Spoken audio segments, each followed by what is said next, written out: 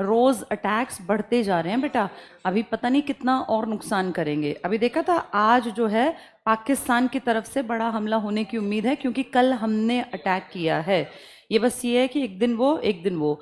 अब अगर हम अपने आप को देखें, हम सोच रहे थे कि इतना नहीं बढ़ेगा, लेकिन थोड़ा सा बढ़ गया, उतनी उम्मीद नहीं थी। कल तो चंडीगढ़ तक की कवरेज की बात कर रहे थे ना, और फिर वो उनके एक दो आदमी कह रहे थे कि भाई हम भी दिल्ली तक पहुंचेंगे अगर तुम हमारे लाहौर और इस्लामाबाद को टारगेट कर रहे हो। अब आज की राजनीति के बारे में कोई कुछ गारंटी नहीं ले सकता, कुछ नहीं पता बेटा कि क्या सही क्या गलत। इतना पता है धर्म के नाम पे लोग अंधे होते हैं, और धर्म बहुत बड़ा नुकसान कर जाता है देशों का। हमने गाजा पट्टी और ये हमास और ये सब अभी देखा था। हमारे सामने की घटनाएं 2022 में किस किस का बड़ा युद्ध छिड़ा, रूस का और यूक्रेन का। इस यूक्रेन की मैं कल इसके बारे में पढ़ रही थी कि अब क्या चल रहा है, क्योंकि चल तो रहा ही है युद्ध, उतना बड़े लेवल पे नहीं, लेकिन युद्ध चल रहा है, 3 साल हो गए, और इस यूक्रेन के 20% हिस्से पर रशिया ने कब्जा कर लिया है, और अब ये इसको वापस देगा नहीं। इस 20% में नेचुरल गैसेस जिसके लिए ये लड़ने आया था वो भंडार हैं। तो अब देखो 2025 में हम ये बात कर रहे हैं कि अब भी कब्जे चल रहे हैं। रूस ने ताकतवर है, अगला अगर देखें इंटरनेशनल लेवल पे वैल्यू भी ज़्यादा है, वीटो भी तो लेके बैठा है, और सिक्योरिटी काउंसिल में बड़ी पोस्ट पर।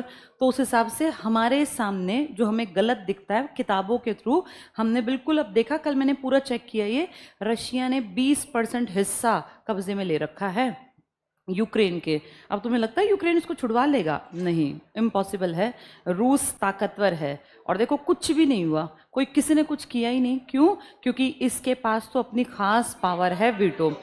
अब कईयों को लगेगा हम भी ऐसा कर दें, हम नहीं कर सकते, क्योंकि हमारी तुरंत से पेशी हो जाती है सिक्योरिटी काउंसिल में कि भाई सिक्योरिटी काउंसिल बुलाएगी, तुम क्या जवाब दोगे। जैसे इस बात को भी समझना पड़ेगा कि हम बहुत बड़े अटैक नहीं कर सकते, ना ही पाकिस्तान करेगा। क्यों? क्योंकि हम दोनों जो है ना बहुत सारी चीज़ों के लिए डिपेंड हैं दुनिया पर। इमेजिन करो हम एक बड़ा स्टेप ले लें, भाई बहुत बड़ा स्टेप, और यूनाइटेड नेशंस सिक्योरिटी काउंसिल कह दे इंडिया से सब लिंक खत्म करो पूरे वर्ल्ड की कंट्रीज। तो तुम सोचो हम सुबह उठते ही ना 1-2 दिन के अंदर सब कुछ खत्म मिलेगा इस देश में। पेट्रोलियम तुम बाहर से ही लेते हो, अगर ये हो गया कि तुम्हारा बाहर से सारी चीज़ें बंद, हम क्लोज्ड इकोनॉमी नहीं हैं। हम तो सुबह से शाम तक न जाने एक आम आदमी कितनी चीज़ें इस्तेमाल करता है जो विदेशों से प्रभावित हैं। अब तुम अपने घर से यहाँ तक आए, ये विदेशी अगर तेल न दें तो तुम कैसे आ जाओगे बेटा? स्कूटी होगी तुम्हारी, लेकिन तेल तो बाहर से आ रहा है। ये बिजली और ये जो तुम कोयले और ये है ना, हमारे पास बहुत सारी चीज़ें ऐसी हैं जो अगर हम लोग नहीं बाहर से बातचीत रखेंगे तो हमारे देश में ख़त्म हो जाएगा और हमारा जीवन चलेगा नहीं। बहुत सारी, अब ये इमेजिन करो, टीवी, फ़ोन, शूज़, कपड़े, इनको ही देखो तो बड़ी परसेंटेज हम बाहर से लेते हैं। अगर हम क्लोज्ड इकोनॉमी होते तो मर्जी चला लेते, लेकिन हम तो छोटी छोटी चीज़ के लिए भी डिपेंड हैं, और जैसे हम डिपेंड हैं ऐसे ही पाकिस्तान। इसीलिए हम दोनों इतना समझते हैं लड़ाई तो करेंगे, लेकिन वो वाली लड़ाई है कि तू इसको मार दे, तू इसको मार दे, तू इसको, वो वाली नहीं है कि पकड़ के मार के वही जान से ही मारना, वैसी वाली नहीं है।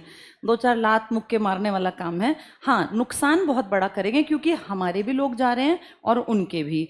हम दोनों इतने ताकतवर नहीं हैं कोई सा भी कि हम लड़के और एक तरफ कर देंगे। जैसे रूस है, रूस ने यूक्रेन पे कर लिया ना कब्जा 20% पे, कोई इसकी बैठक नहीं, कोई इसकी पेशी नहीं।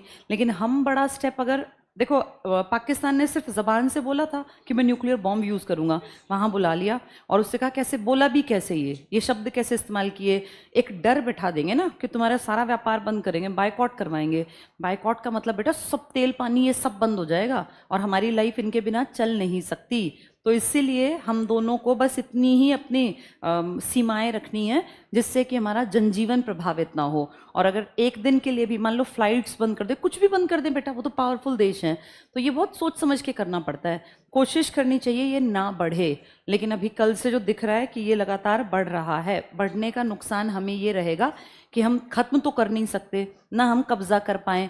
दोनों वापस लौटेंगे, जहाँ हैं वहीं जाएंगे, चाहे अब कोई कहीं घुस गया हो, क्योंकि कोई ना कोई तो बीच में आएगा ताकतवर देश।